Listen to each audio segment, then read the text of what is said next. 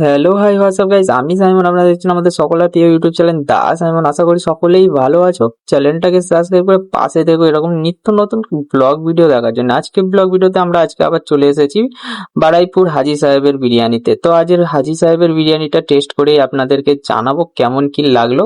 তার আগে মিয়ামোড়েতে যাব কেক খেতে, কেক নিয়ে নেবো। কেকটা আমরা পার্সেল করে নিয়েছি, আর খাওয়া হয়নি, পরে খাবো। তো তারপরে দুটো বিরিয়ানি অর্ডার দিয়ে দিলাম, একটা চিকেন চাপের সাথে। চিকেন চাপ না হলে বিরিয়ানি তো খেতেই ভালো লাগে না, কারণ বিরিয়ানিটা চাপ দিয়েই বেস্ট লাগে আমার।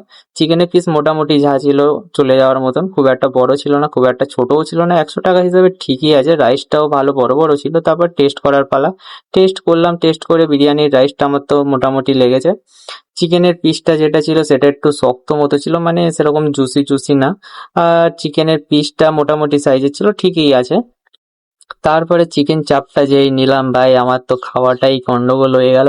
কারণ চিকেন চাপে না বড্ড বেশি লবণ হয়েছিল, তাই আমি খেতে পারিনি। আমার রাইসটা পড়েছিল, চিকেনটা যা হোক করে খেয়ে নিয়েছি। আমার বন্ধু যা হোক করে রাইসটা সেটে দিয়েছে, কিন্তু ও আর চিকেনটা খেতে পাচ্ছিল না। তবুও আমি বললাম, না ভাই টাকা দিয়েছি, চিকেনটা খেয়ে নে।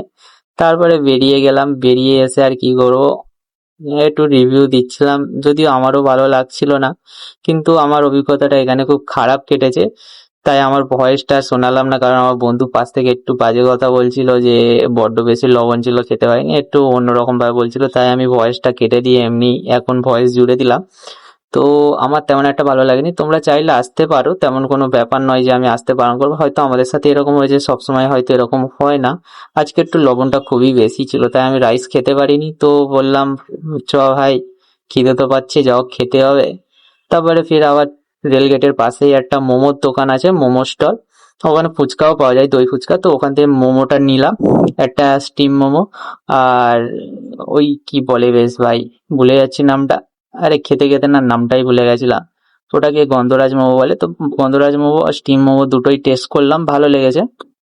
তো আজকে ভিডিওটা এতটাই ছিল। তোমরা চাইলে আরো আমাদের ভিডিও দেখতেই পারো, তাই জন্য একটু সাবস্ক্রাইব করে আমাদের পাশে থেকো, যাতে আমরা আরো নিত্য নতুন ভিডিও এনে দিতে পারি আপনাদেরকে। তো টাটা, দেখা হবে অন্য কোনো ব্লগ ভিডিওতে।